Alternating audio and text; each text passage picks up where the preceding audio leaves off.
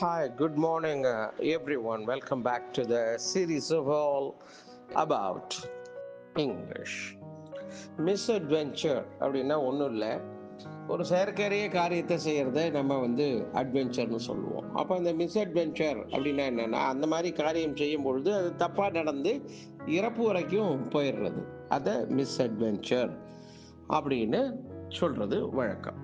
இப்போ இதுக்கு சினானிம்ஸ் என்னென்ன, ஆக்சிடென்ட், ப்ராப்ளம், இந்த மாதிரியான விஷயங்களை அதுக்கு சொல்லலாம். விபத்து, ஏதாவது ஒரு பிரச்சனை, இதெல்லாம் அட்வென்ச்சரஸுக்கு ஆப்போசிட்டாக இருக்கிறது மிஸ்அட்வென்ச்சர். இப்போ அந்த மிஸ்அட்வென்ச்சர்னா என்னென்னா, விபத்தாக முடிஞ்சிடுறது, இல்லை பிரச்சனையில் நம்மளை மாட்டி விட்டுறது, இதெல்லாம் நம்ம மிஸ்அட்வென்ச்சர் அப்படிங்கிற இந்த நவுனால் நம்ம குறிப்போம். இப்போ எக்ஸாம்பிள் சென்டென்ஸை நமக்கு பார்த்தாக்கா புரிஞ்சிடும். The coroner recorded a verdict of death by misadventure.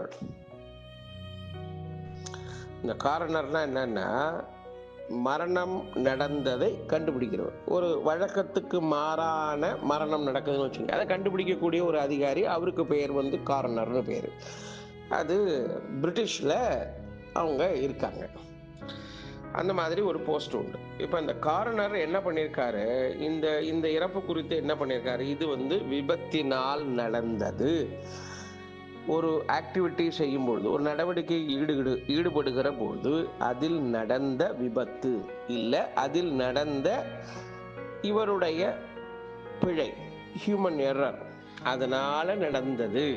அந்த மாதிரி இந்த சாவு நடந்திருக்கு, விபத்தினால் இந்த சாவு நடந்திருக்கு, அதுதான் காரணம் அப்படின்னு காரணர் கண்டுபிடிச்சிருக்கார். ஜட்ஜ்மெண்ட், வேர்டிக்ட் கொடுத்திருக்கார், தட் இஸ் ஜட்ஜ்மெண்ட். அந்த மாதிரி ஒரு முடிவுக்கு வந்தார் என்று பொருள்.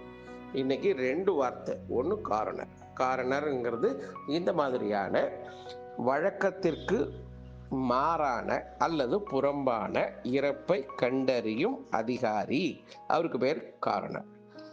இன்னொன்று மிஸ்அட்வென்ச்சர் அப்படிங்கிறது ஆக்சிடென்ட், விபத்து. அதுதான் இன்றைய பதிவு.